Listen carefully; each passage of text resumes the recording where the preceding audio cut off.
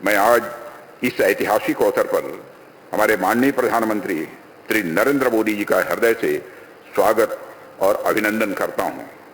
मैं आपका आभार व्यक्त करता हूं प्रधानमंत्री जी कि आप अपनी व्यस्त दिनचर्या से बहुमूल्य समय निकालकर आज यहां हम सबके बीच उपस्थित हुए हैं।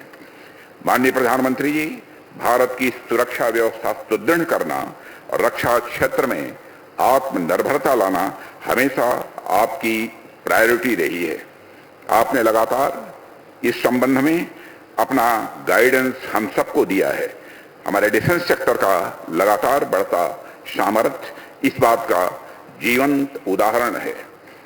आईएनएस सूरत, आईएनएस नीलगिरी और आईएनएस वाघशेर यानी एक डिस्ट्रॉयर, एक फ्रिगेट और एक सबमरीन की एक साथ हो रही हिस्टोरिक कमीशनिंग सिर्फ इंडियन नेवी की ही नहीं बल्कि आपके नेतृत्व में इंडियन ओशन रीजन में भारत की बढ़ती ताकत का भी यह प्रमाण है। साथियों, वैसे तो इंडियन ओशन रीजन में हमेशा से जियो स्ट्रेटेजिक और इकोनॉमिक दृष्टि से यह रीजन महत्वपूर्ण रहा है, परंतु आज के तेजी से बदलते हुए परिवेश में यह और भी महत्वपूर्ण हो गया है। आज हम ये कह सकते हैं कि जो महत्व पूर्व में अटलांटिक ओशन का हुआ करता था, वो महत्व आज शिफ्ट होकर इंडियन ओशन की ओर आ गया है। दुनिया के ट्रेड और कॉमर्स का एक बहुत बड़ा हिस्सा इस क्षेत्र से होकर गुजरता है। इसके अलावा आज जियो स्ट्रेटेजिक कारणों से यह क्षेत्र इंटरनेशनल पावर राइवलरी का भी एक हिस्सा स्वाभाविक रूप से बनता जा रहा है। साथ ही यहाँ drug trafficking, narcotics, smuggling, illegal fishing, human trafficking, terrorism आदि इलीगल एक्टिविटीज का प्रयास होता रहता है। इंडियन ओशन रीजन में भारत का जियो स्ट्रेटेजिक और इकोनॉमिक इंटरेस्ट बहुत पुराने समय से ही रहा है। चाहे हम 2000 ईयर्स पहले के रोम के साथ ट्रेड की बात करें या साउथ ईस्ट एशियन कंट्रीज के साथ अपने व्यापार की बात करें, मलक्का स्टेट से मेडागास्कर और पूर्वी अफ्रीका के समुद्री तट का यह क्षेत्र हमारे लिए डायरेक्ट इंटरेस्ट का क्षेत्र तरह से रहा है।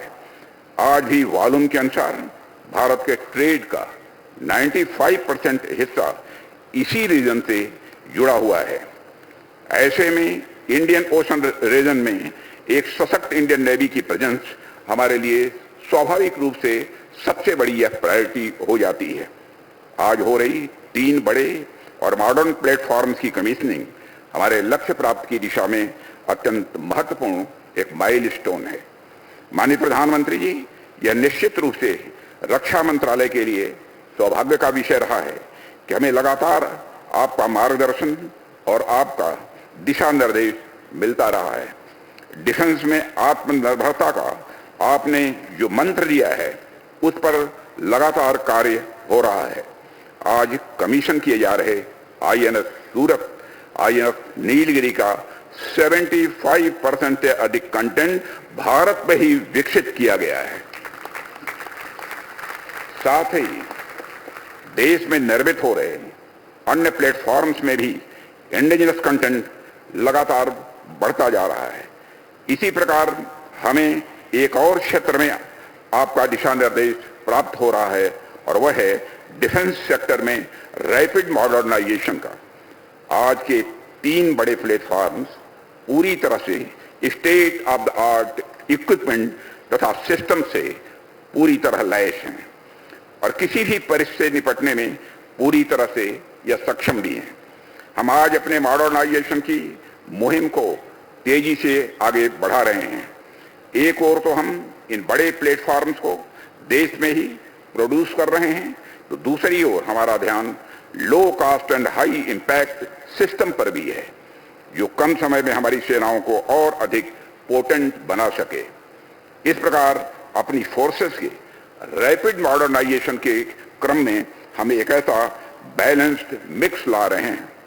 हम आशा करते हैं कि आपका मार्गदर्शन हमें आगे भी इसी प्रकार लगातार मिलता रहेगा। हमने रक्षा मंत्रालय में 2025 को ईयर ऑफ रिफॉर्म्स घोषित किया है। इसके अंतर्गत हमने रक्षा मंत्रालय तथा तीनों सेनाओं में जो भी जरूरी रिफॉर्म्स हैं उनके ऊपर कार्य करने का संकल्प लिया है। मुझे विश्वास है कि इस साल के अंत तक हम रक्षा क्षेत्र में कई रिफॉर्म्स को लागू कर चुके होंगे जो भारत के रक्षा क्षेत्र को नई ऊंचाइयों तक पहुंचाने में सहायक सिद्ध होंगे।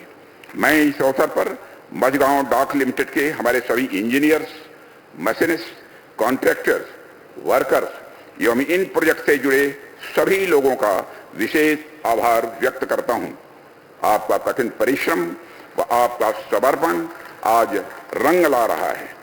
आप सभी के बिना इसकी कल्पना भी नहीं की जा सकती थी। आपने अपनी लगन से भारतीय नौसेना की ताकत में वृद्धि की है और देश को आपके ऊपर गर्व है। एक बार फिर से माननीय प्रधानमंत्री जी का हृदय से धन्यवाद व्यक्त करता हूं कि आप हमारे बीच आए और हम सबको आपका सानिध्य प्रदान हुआ।